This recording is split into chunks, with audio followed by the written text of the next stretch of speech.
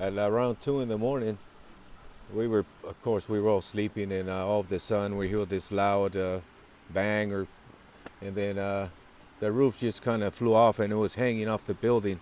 So that really got us scared, and then we just woke us up, and before we knew it, there was water just pouring inside our beds and our clothes and everything. So we just had to run out.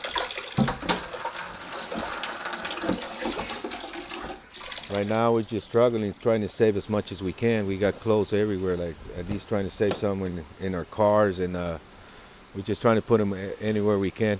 So right now we're still going up and down our apartment just to try to save more stuff because there's water still pouring in. I think we need help. My family is needing help. I have a 9-year-old baby, my grandson. Nobody has called, not the city, Red Cross. Nobody has helped us. And it's hard. My daughter that's 16 is traumatized. And it's hard for us. We have to start from the bottom again.